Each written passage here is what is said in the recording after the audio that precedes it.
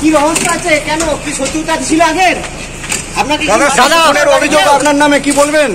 দাদা শিশু খুনের অভিযোগ আপনার নামে কি বলবেন? দাদা কেন মারলেন শিশুটিকে? আপনার নামে অভিযোগ উঠছে, কি বলবেন?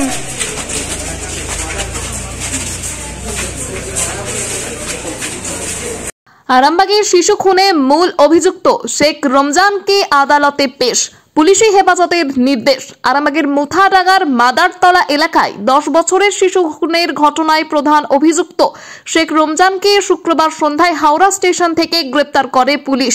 শনিবার তাকে আরামবাগ মহকুমা আদালতে পেশ করা হয়। পুলিশ এদিন মুখ ঢাকা অবস্থায় রমজানকে আরামবাগ থানা থেকে বের করে আদালতে নিয়ে যায়।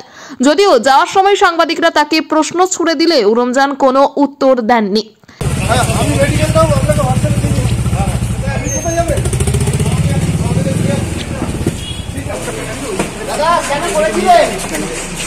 কি রহস্য আছে? কেন কি শত্রুতা ছিল আগের? অভিযোগ আপনার নামে কি বলবেন? দাদা শিশু খুনের অভিযোগ আপনার নামে কি বলবেন? দাদা কেন মারলেন শিশুটিকে? আপনার নামে অভিযোগ উঠছে, কি বলবেন? এর আগে তাকে মেডিকেল পরীক্ষার জন্য আরামবাগ মেডিকেল কলেজ ও হাসপাতালে নিয়ে যাওয়া হয়। সেখানে ভিড় জমান অভিযুক্তকে দেখতে আসা সাধারণ মানুষ। নৃশংস এই ঘটনায় গোটা এলাকায় নিন্দার ঝড় উঠেছে। কেন মারলেন? রমজান কেন মারলেন দাদা? কেন মারলেন? কেন মারলেন দাদা? কেন মারলেন? বলুন দাদা, বলুন কেন মারলেন? বলুন বলুন কেন মারলেন? বলুন বলুন কেন মারলেন? কেন মারলেন? 10 বছরের একটা বাচ্চা কেন মারলেন? কেন মারলেন? কি কারণে মারলেন? কেন মারলেন? বলুন কেন মারলেন? কি কারণে মারলেন দাদা? দাদা দাদা দাদা দাদা কি জন্য মারলেন? রমজান কি হয়েছিল?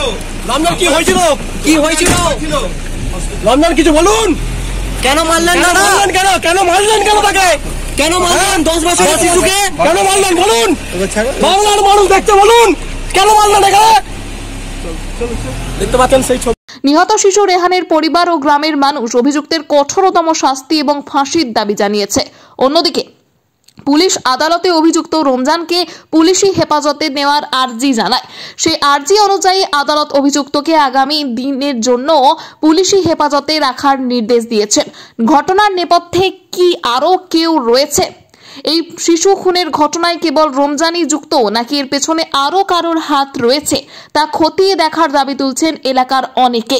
পুলিশ জানিয়েছে অভিযুক্ত এখন তাদের হেফাজতে রয়েছে এবং তাকে জিজ্ঞাসাবাদ করা হবে। তবে ঠিক কী কারণে 10 বছরের শিশু রেয়ানকে রমজান নৃশংসভাবে হত্যা করল সেই বিষয়টি এখনো পুলিশের কাছে স্পষ্ট নয়। ঘটনার আসল কারণ উদ্ঘাটনে জোরদার তদন্ত চালাচ্ছে আরামবাগ থানার পুলিশ।